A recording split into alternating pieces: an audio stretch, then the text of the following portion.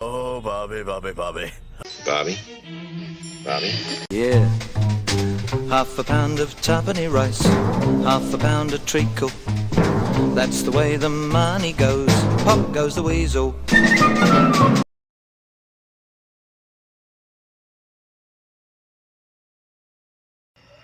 never wore a coat. It'd be wintertime. I don't care if we're in Winnipeg or Montreal. Have his shoes on, no socks. His pants, shirt opened. Sometimes a sports coat, sometimes not. I think he decided to take it off the car that night. Or it wasn't covering the pool.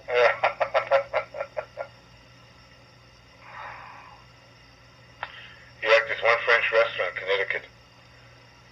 And the guy used to cook for him, French waiter there, cook. And it kind of was like his mom used to cook, so Andre liked to go there. And nobody bothered him. And they had an old guy named Ralph there who played the piano. So you ever been to a French restaurant? You know what French food is? Yeah. It's liver, it's lips, and tongue, and lungs. Yeah. So I used to call the place the Autopsy Grocery. Autopsy Grill. I mean, so they had this old guy that played the piano there. It was Charlie. I said, Charlie, one of these days you're going to be on the menu here. But Andre liked it. That's what they liked, all that liver and stuff like that. It's called Autopsy Grill. Yeah. And Andre could sit there and quiet. Nobody bothered him. He liked that. I remember in Princess Bride, the movie? Yeah. They wouldn't, Rob Reiner told me that I met him at the Comedy Awards in L.A. A friend of mine, a producer that did Laughing and Real People, George Slaughter, we met him at Nappy years ago, and he liked me in Oakland, so we become real good friends. So he invited my wife and I to Comedy Awards. My God, everybody was there. The Reiners, I mean, we sat across from, we sat at a table once with DeGeneres and her family. I sat with J.J. Walker. I was about 50 feet from Raquel Welch, and she is beautiful. And Phyllis Diller was across the table. You know, she's about 80. Had so much plastic surgery. And my wife looked at me, she said, look, she has a dimple. I said, that's her asshole. They put her skin up so far. So Rob Reiner was there, and you know, he was meathead and all in the family.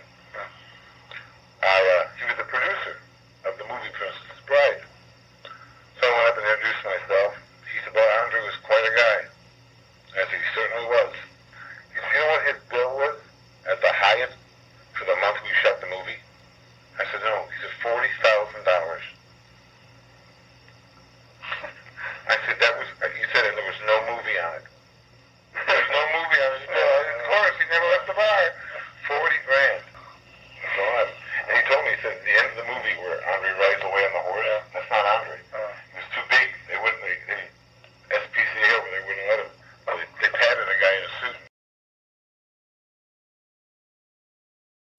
Andre, there was this bar in Atlanta called, it was Wrestling One's bar, not Johnny Walker 2, it was Wrestling One, Tim Woods. And Andre's in the bar one night there, and there's a girl in there, and she's quite well endowed. So Andre says, let me see your, what we'll call fun bags. Yeah. So she took her bra off and gave it to him and said, if you go across the street and put it on that horse. Now across the street there's a bar called the Crystal Club. And on the roof of the bar there's a wooden horse, like you see it outside of a country western store. Yeah.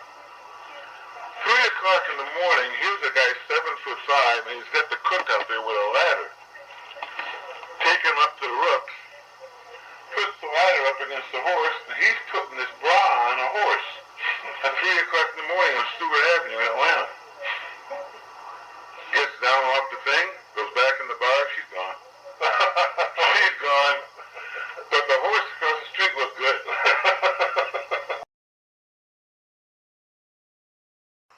John was a real nice, quiet man. He loved his son John and his daughter and his wife. And he just wanted to be home. And he always wanted to do the right things. sometimes I would get upset with people on the plane. They come by and bug you trying to sleep.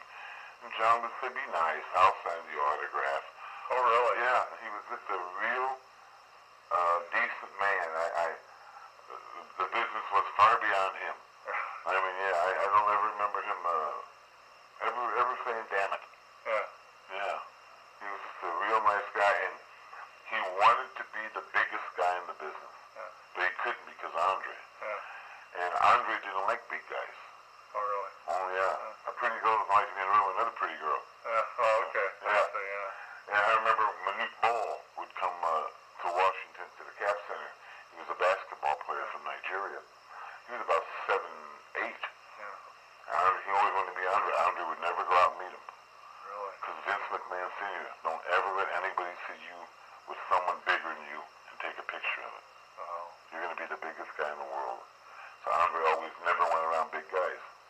So when he worked with Studs, Andre wanted to bump him around. Well, Stud can't take bumps. And then Stud was always talking about he's the real giant. And I think Andre sometimes believes Stud's interviews. Oh, really? And then when he would get in the ring with Andre, he'd just pulverize him. Right. Yeah.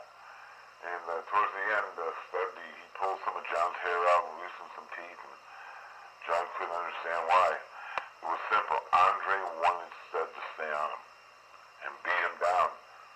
And John didn't want to make him mad. Yeah. So that's what happened. Wow. But other than that, no, John was a real nice man. He was kind of like a Howard Sprague from Mayberry, yeah?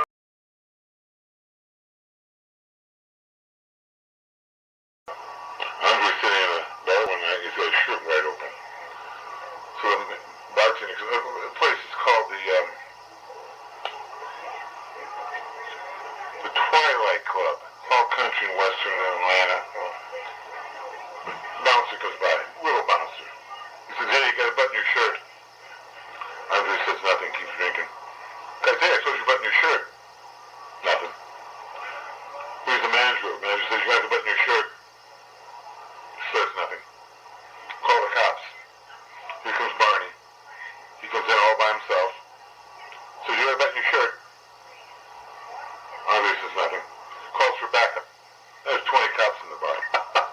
Sergeant comes over and says, you got to button your shirt. Andre says nothing. The cop says, okay, stand up. Well, Andre stands up and never stops.